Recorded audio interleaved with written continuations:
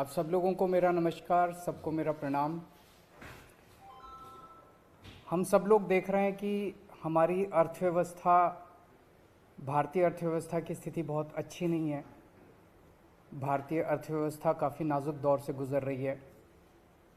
हम सब लोग देख रहे हैं कि किस तरह से डॉलर के मुकाबले में रुपया दिन प्रतिदिन कमज़ोर होता जा रहा है, और इन सब चीज़ों की मार हमारे देश के एक आम आदमी को भुगतनी पड़ती है। ऐसा क्यों है कि आज भी भारत एक विकासशील देश है। 75 साल हो गए आज़ादी को, आज भी विकासशील देश, गरीब देश माना जाता है। हम सब चाहते हैं कि भारत विकसित देश बने, हम सब चाहते हैं कि भारत अमीर देश बने, और हम सब चाहते हैं कि हर भारतवासी, भारत का हर परिवार अमीर परिवार बने। इसके लिए बहुत सारे कदम उठाने की ज़रूरत है, बहुत सारे स्टेप्स लेने की, बहुत सारे एफर्ट्स करने की ज़रूरत है। हमें बड़ी संख्या में स्कूल खोलने हैं, हमें बड़ी संख्या में अस्पताल बनाने हैं, हमें बड़ी संख्या में बहुत बड़े स्तर के ऊपर बिजली का, सड़कों का, इंफ्रास्ट्रक्चर को तैयार करना है। लेकिन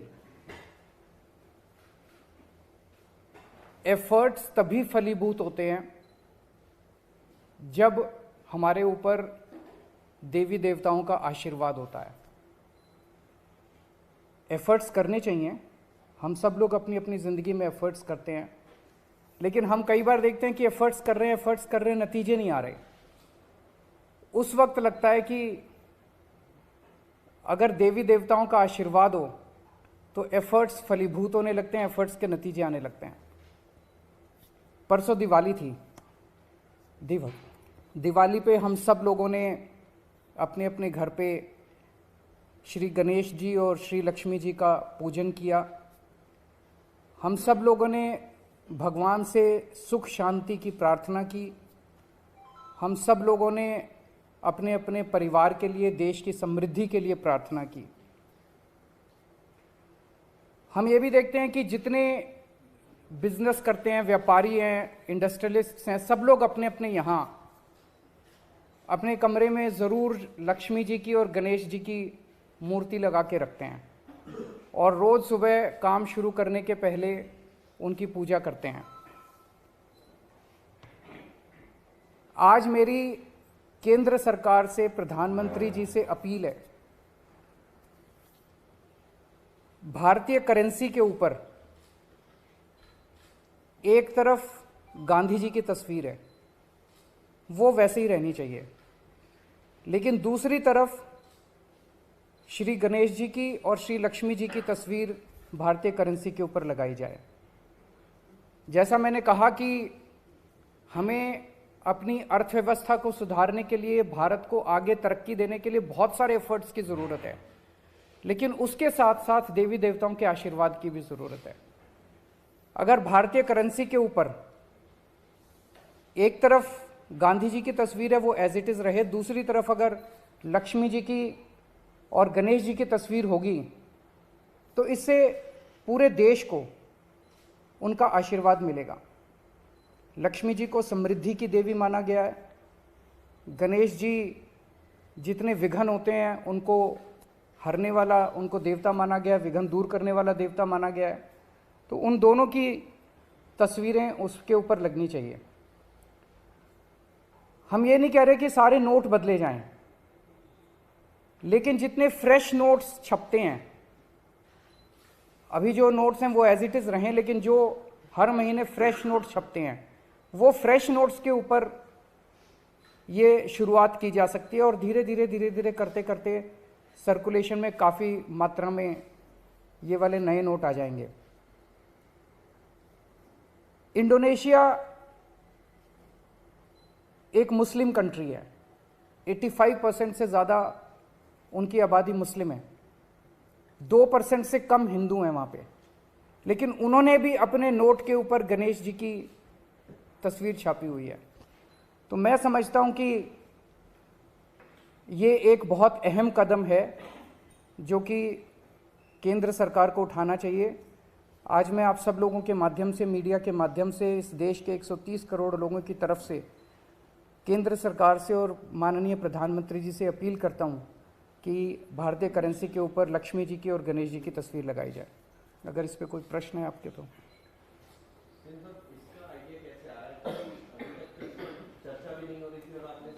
अभी परसों दिवाली का जब पूजन कर रहे थे तो उस वक्त मन के अंदर एक भाव आया, उस वक्त मन के अंदर एक ये बहुत स्ट्रांग भाव आया कि अगर भारतीय करेंसी के ऊपर अगर ऐसा हो, हम सब लोग पूजन करते हैं, सब लोग भाव से पूजन करते हैं, तो अगर भारतीय करेंसी के ऊपर भी ये हो, मैं ये नहीं कह रहा ये करने से मात्र से केवल अर्थव्यवस्था सुधरेगी, बहुत सारे एफर्ट्स करने की ज़रूरत है, लेकिन वो एफर्ट्स तब फलीभूत होते हैं जब देवी देवताओं का आशीर्वाद होता है।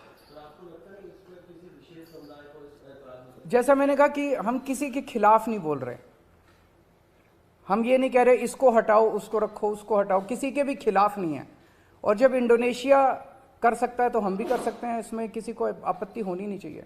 और सबकी समृद्धि की बात हो रही है, सबकी संपन्नता की बात हो रही है, पूरे देश की संपन्नता की बात। सर, कोई दूसरे विशेष समुदाय का व्यक्ति अगर इस बात को उठाता है, जैसा मैंने कहा कि अगर इंडोनेशिया कर सकता है, इंडोनेशिया ने भी श्री गणेश जी को चुना, तो हम भी कर सकते हैं, हमारे देश में भी हो सकता है। और लक्ष्मी जी के साथ, लक्ष्मी जी एक ऐसी देवी हैं जिनको समृद्धि और संपन्नता की देवी माना गया है।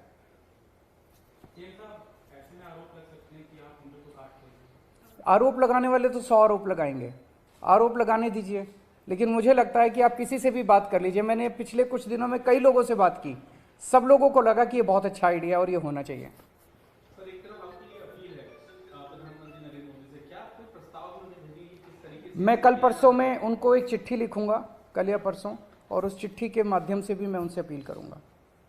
सर, दिल्ली में नगर निगम के चुनाव भी अब कभी भी घोषित हो सकते हैं, इसको लेकर पार्टी क्या तैयारी है? हम पूरी तरह से तैयार हैं और इन लोगों ने जितने भी एफर्ट्स किए चुनाव टालने के, गलत तरीके से इन्होंने डिलिमिटेशन किया, बता रहे हैं इस तरह से कर दिया कि बीजेपी का एरिया एक साथ कर दिया, दूसरे वोट एक साथ कर दिए, जो मर्जी कर लेंगे, लेकिन दिल्ली की जनता इनको नकारने वाली है। गुजरात में इलेक्शन अनाउंस होने वाले हैं, माना जा रहा है कि साथ ही में होंगे, ऐसे लग रहा है कि अटेंशन डाइवर्ट ना हो जाए आम आदमी पार्टी पे, रिस्क लग रहा है। ये लोग बहुत सारी कोशिशें करेंगे, जो भी असुरी शक्तियां होती हैं वो सच को दबाने के लिए, ईमानदारी को दबाने के लिए पूरी कोशिश करती हैं।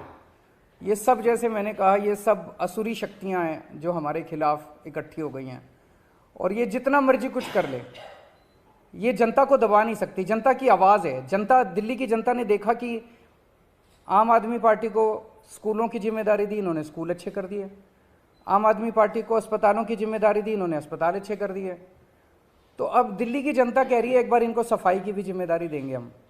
तो जनता मन बना चुकी है, ये जो मर्जी कर ले, जनता की इच्छा को नहीं दबा सकते, सच को नहीं दबा सकते, ईमानदारी को नहीं दबा सकते।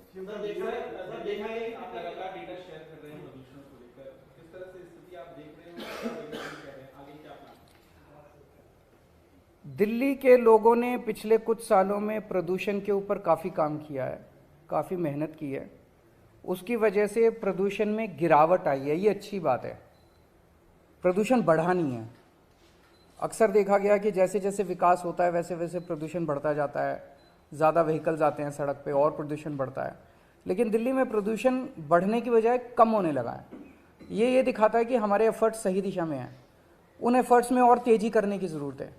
जो नतीजे आए हैं वो काफ़ी उत्साहवर्धक हैं, लेकिन हम उनसे सेटिस्फाइड नहीं हैं। अभी हमें और भी बहुत आगे जाने की ज़रूरत है, और हम दिल्ली को दुनिया का सबसे क्लीन एयर वाला शहर बनाएंगे।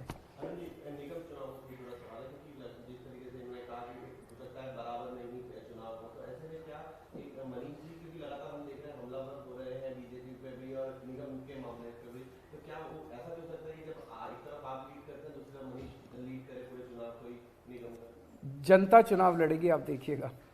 दिल्ली की जनता इधर चुनाव लड़ेगी और गुजरात की जनता उधर चुनाव लड़ेगी। इधर दिल्ली की जनता इनके 15 साल से के कुशासन से दुखी है, उधर गुजरात की जनता इनके 27 साल के कुशासन से दुखी है। अगर मैं आपसे पूछूं, आप इनसे पूछ लीजिएगा, ये भी पीसी करते हैं रोज, कि 15 साल के शासन में बीजेपी ने एमसीडी में एक काम करा हो इन्होंने। मैं चैलेंज करता हूं आज, एक अच्छा काम गिना दें कि हमने 15 साल में ये एक अच्छा काम करा है। एक काम। भारतीय जनता पार्टी 15 साल से दिल्ली नगर निगम में काम कर रही है, एक काम गिना दें जो इन्होंने अच्छा किया। गुजरात में 27 साल से काम कर रहे हैं, एक काम गिना दें जो इन्होंने अच्छा किया। और आम आदमी पार्टी ने 7 साल में क्या अच्छे काम किया, बाहर सड़क पे चले जाना, किसी आदमी से पूछ लेना केजरीवाल ने, कि वो आपको गिना देगा। Thank you. पाठशाला बंद करने की बात हुई, उसके बारे में क्या कहेंगे? वो अभी मनीष जी करेंगे उस पर पीछे।